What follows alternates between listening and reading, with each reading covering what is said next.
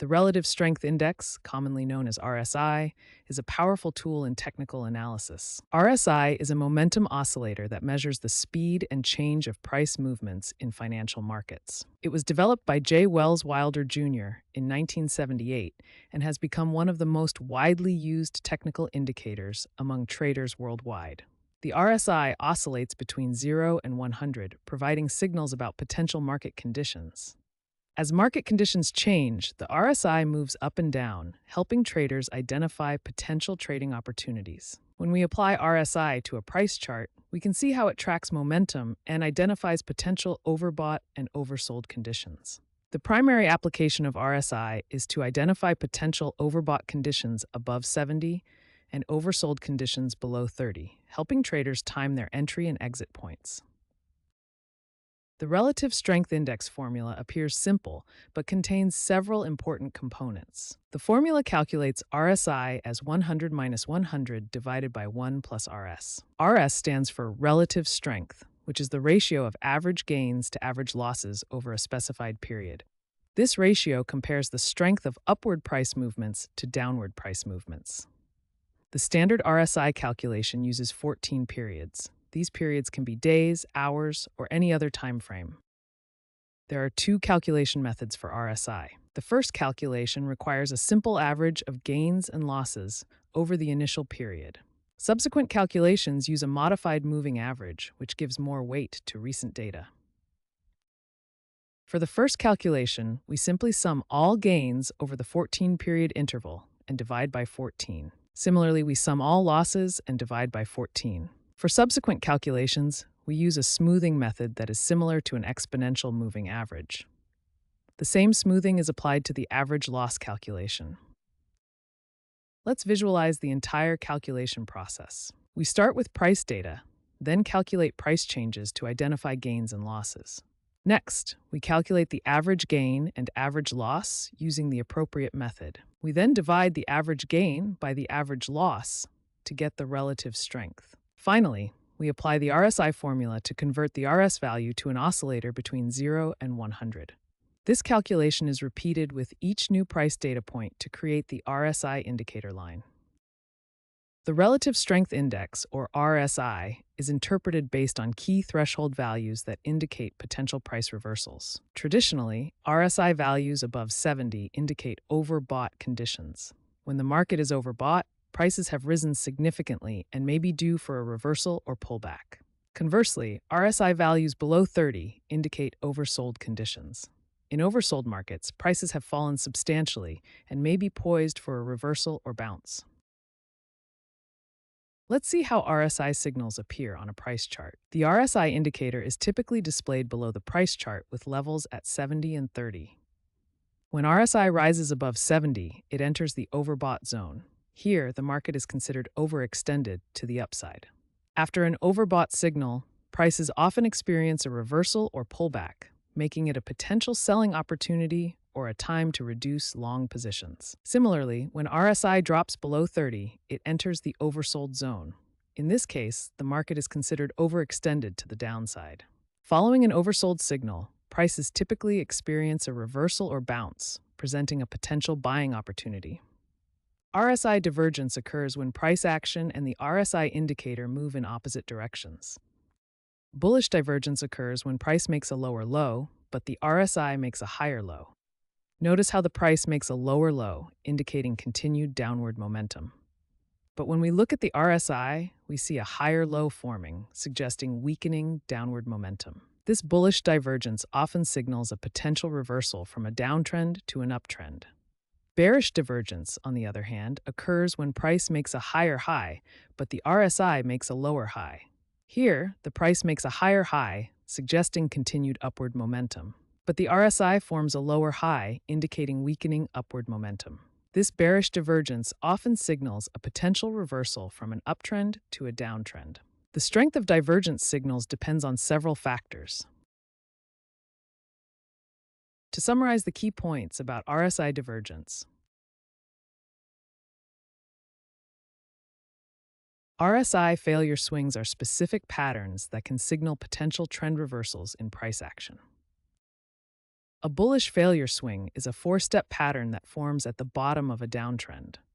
Step 1. RSI moves below 30, entering the oversold territory. The RSI reaches its lowest point here, showing extreme oversold conditions. Step 2. RSI bounces back as buying pressure increases. Step 3. RSI pulls back but remains above 30, forming a higher low.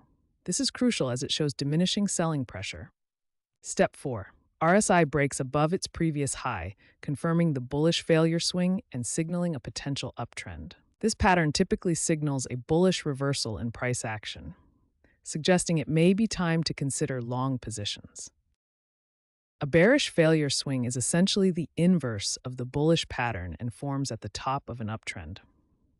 Step 1. RSI moves above 70, entering the overbought territory. The RSI reaches its highest point here, showing extreme overbought conditions. Step 2. RSI pulls back as selling pressure increases. Step 3. RSI bounces but remains below 70, forming a lower high. This shows diminishing buying pressure. Step 4. RSI breaks below its previous low, confirming the bearish failure swing and signaling a potential downtrend. This pattern typically signals a bearish reversal in price action, suggesting it may be time to consider short positions or exit longs. When trading RSI failure swings, there are several key considerations to keep in mind. Failure swings are typically most reliable in ranging markets, where momentum shifts are more clearly defined. Always confirm failure swing signals with corresponding price action and other technical indicators to reduce false signals. These patterns tend to be more effective when identified on longer timeframes, such as daily or weekly charts. When trading these patterns, consider setting stop losses beyond the pattern's extreme points to protect against failed signals. When using the Relative Strength Index, the default period setting is 14, but this can be adjusted for different markets and trading styles. Let's visualize how the standard 14-period RSI behaves with typical price movements. Traders often use shorter periods like 7 or 9 to create a more sensitive indicator. Notice how this responds more quickly to price changes. Shorter periods are beneficial for day traders and short-term strategies. They generate more trading signals and respond quickly to price changes. In contrast, longer periods like 21 or 25 create a smoother RSI that filters out short-term noise. Longer period settings are ideal for swing traders and investors with longer time horizons. They produce fewer false signals and help identify longer-term trends. Here are recommendations for RSI periods based on different market types and instruments. When adjusting RSI settings, always test different periods on historical data first. Remember that different markets may require different RSI parameters to be effective. Above all, remember to validate any custom RSI settings through proper backtesting before applying them to live trading. RSI behaves differently depending on market conditions. Let's examine how RSI performs in trending versus ranging markets. In trending markets, prices make consistent higher highs and higher lows in an uptrend, or lower highs and lower lows in a downtrend.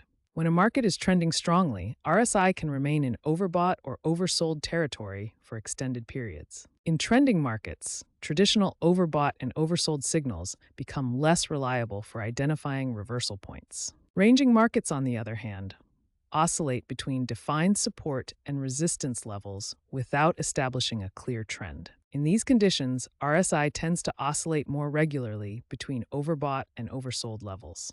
During ranging markets, traditional overbought and oversold signals tend to be more accurate for identifying potential reversal points. Let's examine how to adapt your trading approach based on the current market condition. In trending markets, traditional RSI tactics need to be modified. Focus on divergent signals rather than overbought or oversold levels. Look for momentum confirmation and avoid counter-trend trades based solely on RSI readings. In ranging markets, however, the traditional approach works well. Trade reversals at RSI extremes using the 70 and 30 levels as signals. Set profit targets at the opposite extreme of the range, and consider using shorter RSI periods between 9 and 11 for more responsive signals. The key takeaway is that identifying the current market condition is essential for proper interpretation of RSI signals. What works in a ranging market may lead to false signals in a trending market, and vice versa. Combining RSI with other technical indicators can greatly improve trading accuracy. When using RSI alone, traders often encounter false signals. These occur when the indicator suggests an overbought or oversold condition, but the price doesn't reverse as expected. The solution is to combine RSI with other technical indicators for confirmation, which helps filter out false signals. Let's examine some effective combinations of RSI with other indicators. Moving averages work well with RSI by confirming the trend direction, while RSI signals potential reversals. This combination helps avoid false signals during strong trends. The MACD indicator provides momentum confirmation when RSI reaches extreme levels. When both indicators align, the signal strength increases significantly.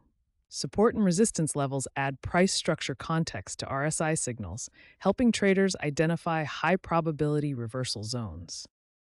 Here's a practical example showing how a moving average applied to RSI can help confirm signals. When RSI crosses above 70 or below 30, we look for confirmation from the moving average. Valid signals occur when the RSI and its moving average diverge significantly. The benefits of combining RSI with other indicators are clear. It filters out false signals, increases the probability of successful trades, and provides clearer entry and exit points.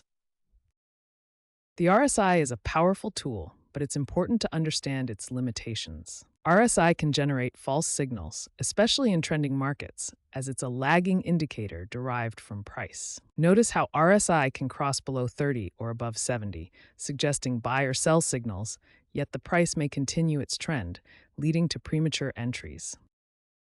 To use RSI effectively, follow these best practices. Never use RSI in isolation. Always consider the broader market context and confirm signals with price action. A practical approach to using RSI effectively involves combining it with other tools. Finally, the importance of testing cannot be overstated. No indicator is perfect, and RSI is no exception. Remember, no indicator is perfect. Always thoroughly test your RSI strategies before risking real capital.